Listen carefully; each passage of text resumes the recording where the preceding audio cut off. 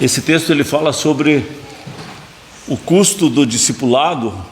Muitas pessoas chegaram até Jesus falando do desejo que elas tinham de seguir Jesus, e ele começa a colocar em prova essas pessoas, e nós vamos ver três aspectos sobre esse assunto que Jesus fala.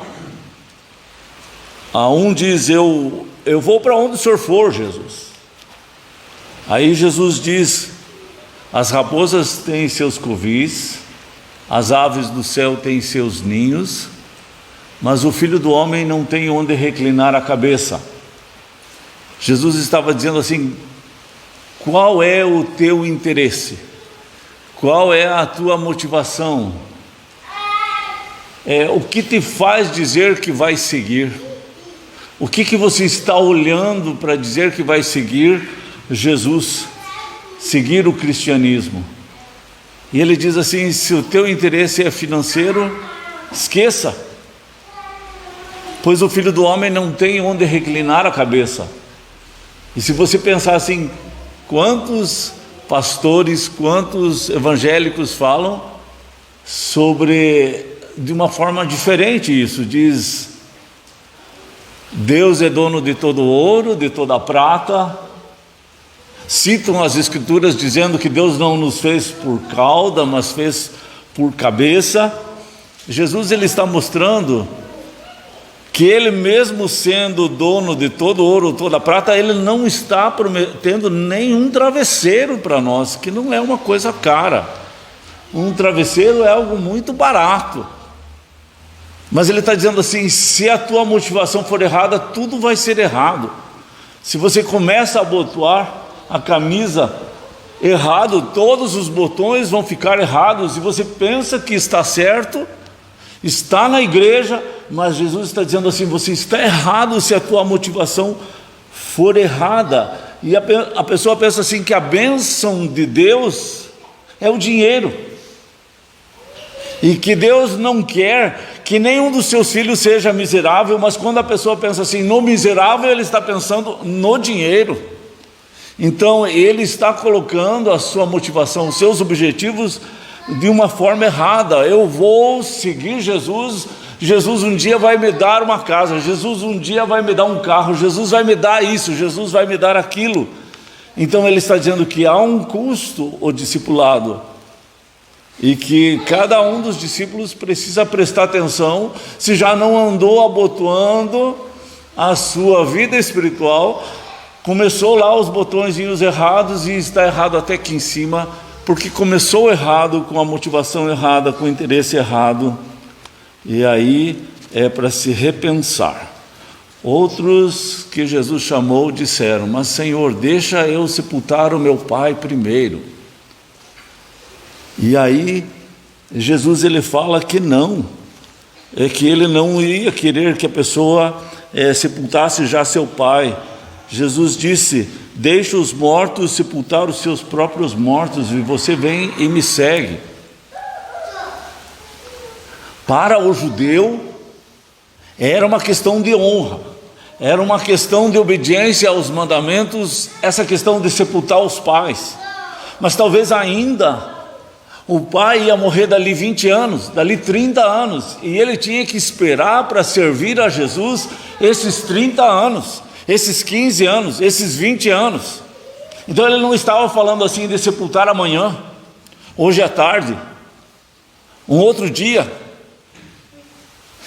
Era uma questão assim de tempo ainda, e que ele teria que ficar cuidando dos seus pais, porque era uma obediência à lei de Deus: honra teu pai e a tua mãe. E ele pensava assim: eu tenho que cuidar do meu pai na velhice, e depois que ele morrer, então eu vou servir a Jesus. Quantas pessoas eu já mesmo ouvi falando assim: mas o dia que eu me aposentar, eu vou servir.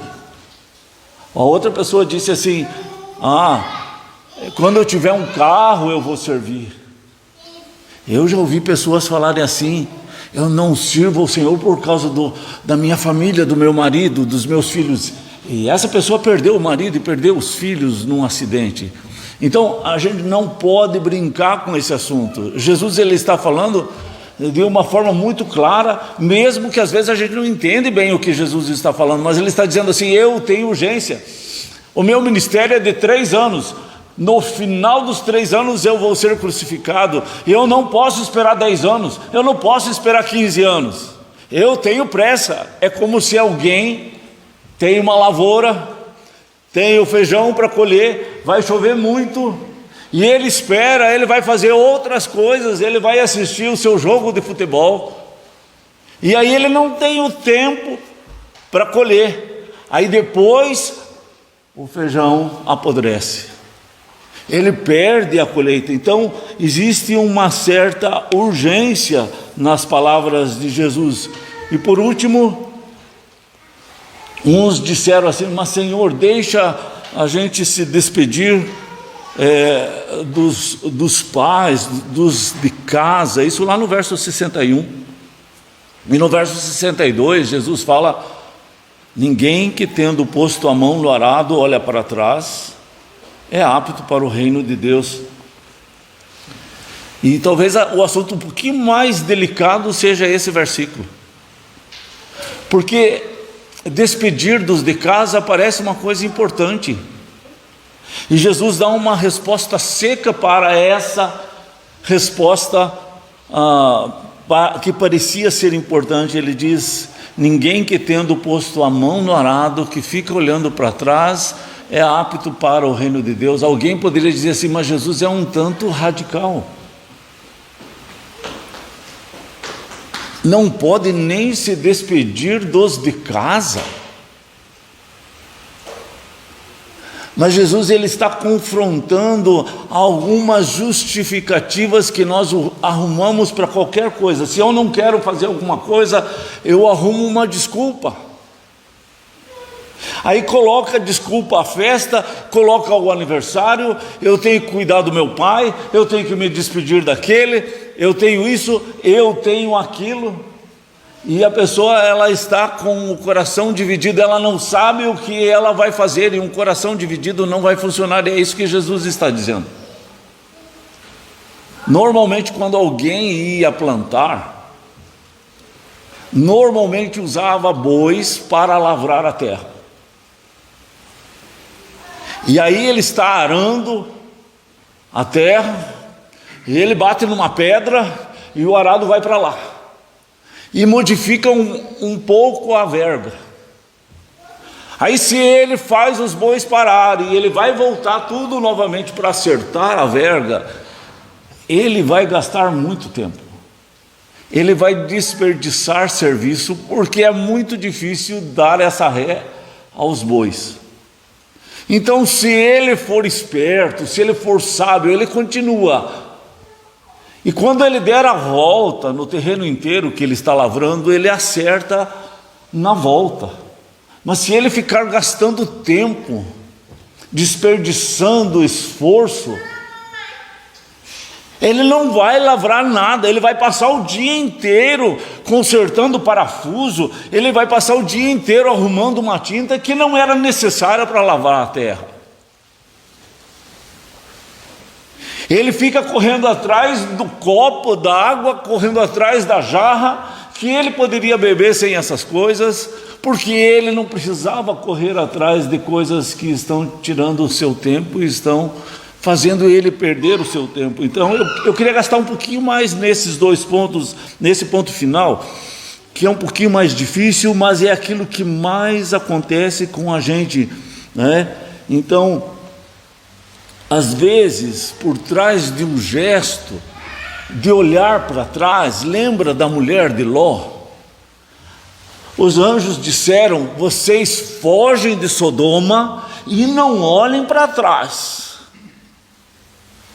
E vocês sabem a história, que quando eles estavam fugindo da destruição de Sodoma,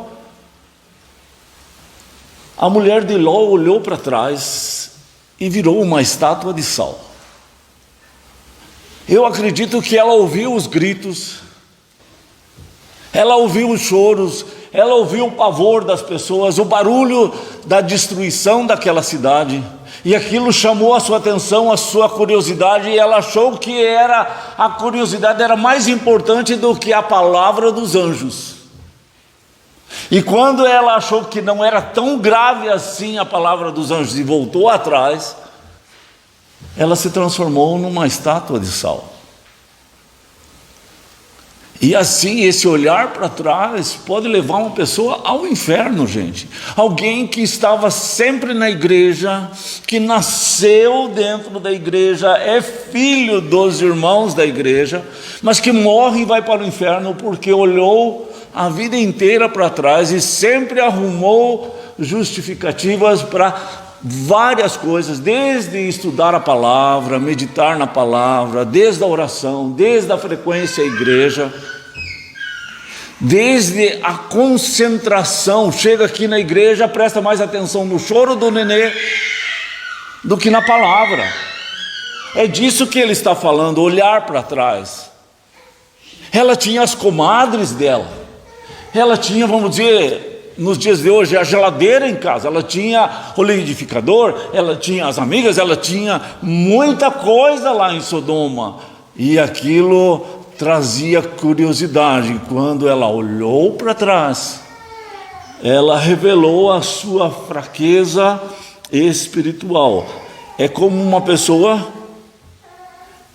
que não visita enquanto a pessoa está viva, mas depois que a pessoa morre, leva flores, chora muito lá no cemitério, mas enquanto estava viva não gastava tempo para aquela pessoa. Será que não é uma culpa que ela está carregando e por isso ela está fazendo tudo isso depois da morte? Jesus está falando exatamente sobre isso, de a pessoa gastar o seu tempo naquilo que realmente é prioridade. E não ficar gastando tempo sobre a forma do copo, sobre a tortura do copo de alumínio, que tem um amassado, e fica ali reclamando do amassado em vez de beber água. Fica dando importância a detalhes que não são tão importantes. Tanto que Paulo fala, lá na carta de Timóteo, que o soldado que fica gastando tempo com as coisas dessa vida, ele acaba não sendo um soldado de verdade, porque o soldado ele tem que obedecer aos seus comandantes, o soldado tem que treinar, o soldado tem que ir para a guerra, e ele não pode perder o foco. Se ele perder o foco, ele se atrapalha. Então, um soldado de guerra, ele não pode ser alguém que tem seus hobbies, colecionador de selo. Ele não pode gastar tempo com coisas que não são importantes. E sabe que Jesus está falando isso? Se Deus te chamou e você fica olhando para trás, você não é apto para o reino dos céus, Jesus está dizendo. Jesus te chamou e você dá mais importância aos selos, a ser um colecionador, a um carro, a cor do carro, ao pneu tal, e gasta o tempo da sua vida nessas coisas. Ele diz assim: você não é apto para ser meu discípulo, porque o meu discípulo não funciona assim. Então, esse gesto de olhar para trás, ele revela algumas coisas que estão no coração. Em primeiro, ele está mais comprometido com as coisas que ele deixou. O seu coração ainda está inclinado para aquilo que ele viveu. Eu lembro de um irmãozinho muito querido meu, mas quando ele se converteu, eu caminhava muito com ele, a gente andava muito junto, fazia visitas também, serenatas, e de vez em quando ele falava assim: mas se fosse no tempo que eu não era convertido, eu já falava tal coisa. Mas no tempo que eu não era convertido, eu pegava aquela moto e saía correndo assim e assim. E ele ficava falando dessa forma, me dava uma impressão de que ele tinha saudade do tempo que ele não era convertido, que lá naquele tempo ele era mais feliz, porque ele era mais arrojado, ele fazia mais coisas, ele tinha saudade das coisas de lá de trás. É isso que as suas palavras davam ideia para mim. Também olhar para trás é que aquilo que a gente está olhando acaba sendo mais importante do que o que está à frente. A mulher de Ló, ela olhou para Sodoma e deixou de olhar para onde eles estavam indo. Sodoma acabou sendo mais importante do que aonde eles estavam indo. E se para Deus é assim, porque Ele vê o coração, logo ela se transformou numa estátua de sal. Também, em terceiro lugar, o que olha para trás não entendeu a gravidade e a importância e a urgência do seu chamado, porque os anos passam rapidamente. E às vezes aquele teu amigo foi surpreendido por um ataque cardíaco, por uma Covid, ele tinha 30 e tantos anos, 40 e poucos anos e já foi. E você fica pensando, por que eu não falei de Jesus? Eu podia ter falado de Jesus para ele, mas eu pensei que eu teria tempo de falar de Jesus para ele numa outra vez, numa outra oportunidade, mas agora ele já morreu, agora ele já foi. Então Jesus ele está falando assim que a pessoa que olha para trás e fica gastando tempo em detalhezinhos, ilustrando o seu carrinho e achando tão importante a sua coisa, perde de salvar aquele amigo que precisava tanto. O feijão apodreceu no campo, porque a pessoa ficou fazendo outras coisinhas que não eram tão importantes, né?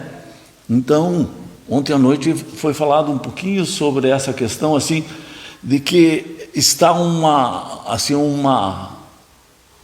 grande quantidade de desenhos para as crianças, que são desenhos para tornar as crianças mais toleráveis ao homossexualismo, às ideologias de gênero. Então, desenhos que foram remasterizados, desenhos que foram refeitos, foi colocado essa tolerância, essa questão de tornar esses assuntos muito normais. Está sendo feito um investimento enorme nas crianças. E às vezes, para se livrar de uma criança que está só incomodando e ela só vai sossegar se ficar na frente da televisão, aí acaba deixando ela assistir aqueles desenhos, e que são desenhos porcaria. E seria como se ficasse trocando aquilo que é mais importante. Eu fico ilustrando as minhas coisas, mas a alma da criança eu não estou me importando com ela. É isso que Jesus está falando nessa parte, nessa última parte.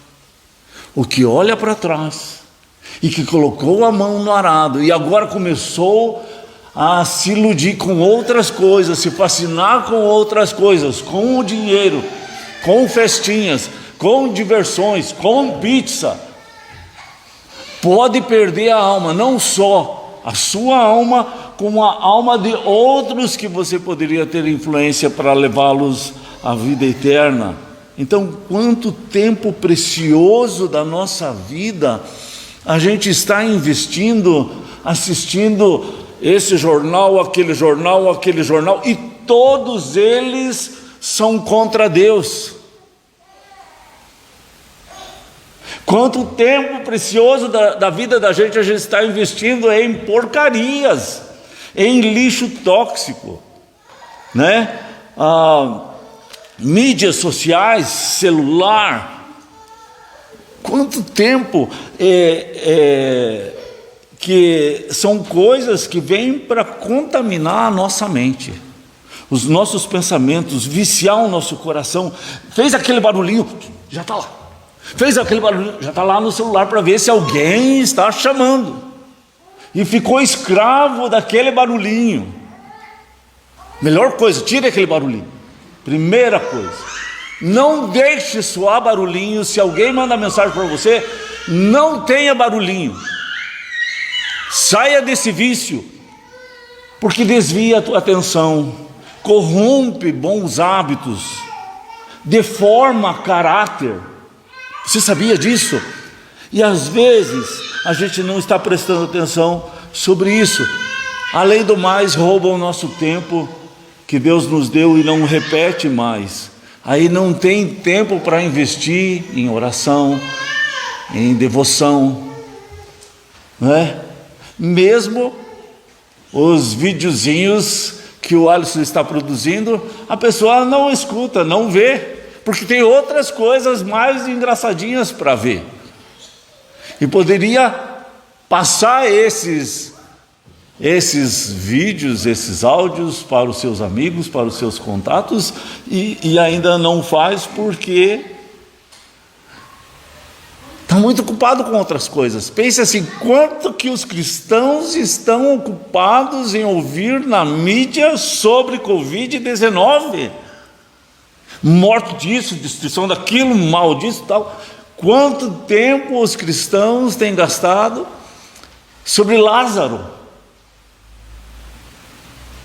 E até mesmo memes e piadas sobre esse tal do Lázaro, desrespeitando as famílias inteiras que ele matou e assassinou. Dá importância, escreve, se a gente escreve alguma coisa ali, a gente está dando audiência, a gente está multiplicando aquilo. Então não dê importância, não escreva nada. Agora, se é alguém que postou alguma coisa, que tenha um plano de salvação, tenha um testemunho, tenha alguma mensagem do Evangelho, escreva alguma coisa, repita alguma coisa lá. Para quê? Para que aquele computador lá fique espalhando. Mas vai espalhar o quê? A mensagem da palavra de Deus. O povo de Deus precisa ser mais esperto. Então a empresa colocou lá a Tami como representante, como um modelo de pai. Os cristãos, os evangélicos ficaram com raiva disso e ficaram lá comentando. Aquilo multiplicou, encheu o Brasil daquelas mensagens. A empresa multiplicou suas rendas usando a própria igreja, usando os próprios evangélicos que ficaram lá criticando o modelo. A gente precisa saber que eles sabem jogar com os evangélicos. Então precisamos prestar atenção se a gente não está caindo nas ciladas, nas armadilhas das redes sociais, porque eu acredito que eles têm ódio que a gente esteja usando isso para as lives. Eu acredito que o diabo não está gostando de usar as redes sociais para pregar o Evangelho. Creio que ele não gosta disso, mas ele sabe como fazer também para pegar os crentes e os filhos dos crentes e enganá-los, colocar pedras no caminho. Aí a pessoa está lavrando, aí vai para outro caminho, daí tenta trazer os bois de volta e fica gastando tempo e esforço e sofrendo com guerras que não são tuas, que você não devia estar gastando tempo com coisas que não vão levar a nada e ainda vão magoar o coração, né? Tem guerras que são mais importantes, como eu estava falando, da vida espiritual dos próprios filhos, o que eles estão assistindo, ou se ele respondeu de uma forma mal criada ao professor, se foi mal criado com a mãe, falou besteira. Então tem coisas que precisam ser mais prestado atenção do que outras coisas, né? Quando Jesus fala assim, é necessário para a gente voltar ao primeiro amor, porque o amor se esfriará. E o texto diz, lá em Apocalipse, volta às práticas do primeiro amor. Só volta às práticas do primeiro amor quem já teve o amor de Deus. Não tem como voltar às práticas do primeiro amor de Deus uma pessoa que nunca teve o amor de Deus. E o maior privilégio que nós temos é poder ter as práticas do amor de Deus na nossa vida e desenvolver isso, encher o nosso coração da alegria do Espírito Santo, ter as devocionais, ter a meditação, ter a concentração na palavra, falar com Deus, para encher o coração de alegria. A palavra de Deus, a presença dele traz esperança ao nosso coração. Então, quem tem colocado a mão no arado e fica olhando para trás, não é apto. Veja aonde você tem se distraído, aonde você tem gasto o teu tempo, que é tão precioso que Deus te deu. Quanto mais a gente gastar na presença de Deus o nosso tempo, melhor é para a nossa alma, melhor é para nós, porque Ele vai enchendo o nosso coração, a vasilha do nosso coração, do amor dEle, da alegria dEle. E a hora que a gente precisar, na hora de uma provação, na hora de uma dificuldade, isso vai aparecer. A gente vai reagir de uma forma diferente, mas a gente precisa encher a vasilha do nosso coração dessas coisas do Senhor.